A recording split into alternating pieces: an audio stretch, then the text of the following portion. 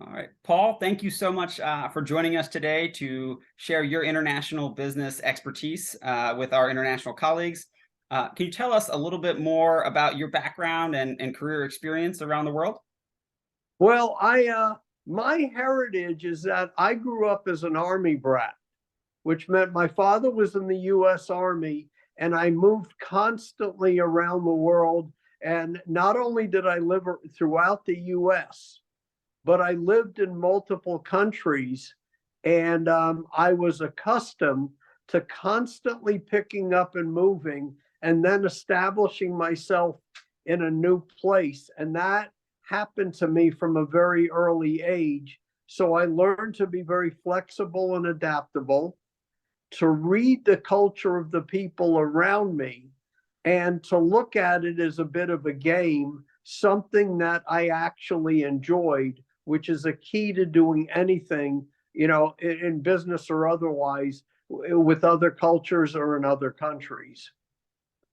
Uh, as far as my education goes, I studied global business both as an undergraduate and as a graduate student. At the time I went through it, I was having to make up my own degrees, if you would, Yeah. because global business was not a common topic. At that time in the US, global business meant interactions between the US and Canada, which clearly is well short of what global business is in the world today. After that, I joined IBM for one reason. The I in IBM stood for international, which is something I wanted to continue to grow in. I had no idea what IBM did, but as a result of my joining IBM and letting people know that I wanted a global assignment, I wanted to live and work in other countries. After I was with IBM for about 6 years, I got an assignment to Tokyo to be their lead person doing business with governments in that part of the world.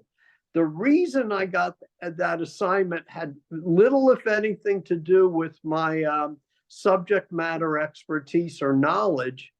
What it had to do with was the people I worked for and with knew I was interested in other countries, and they saw me as a low risk, that if they sent me to live and work in another country, they sensed that I would enjoy it and wouldn't ask to go back home real quick. That's more important than knowledge or skill, because you could always be taught that. So I was with IBM for about 25 years.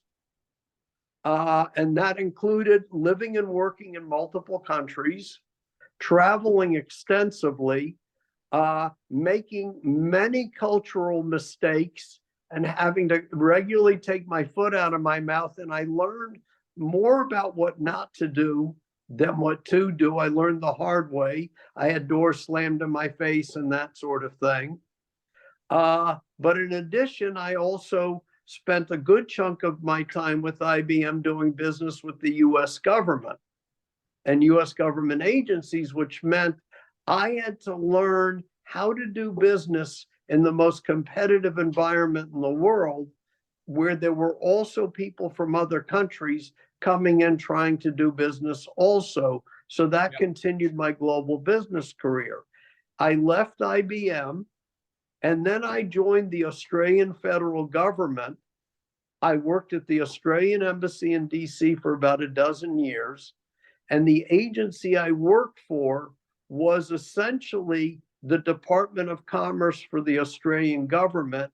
And my role was to help Australian companies do business in the US and US companies do business in Australia. Well, what I learned was the biggest problem the companies had going both ways is not understanding the culture in the other countries. So as I helped these companies, I learned to try to help them understand the difference in the cultures. Yeah. And then I became so adept at that I began to get questions from governments and companies in other countries. So I decided I wanted to help them. In order to help them, I had to leave the Australian government and do my own thing, which is what I do now. I help companies from around the world be successful in global business. I love it, Paul, and we are so grateful to have you here today and excited to dive into a variety of topics.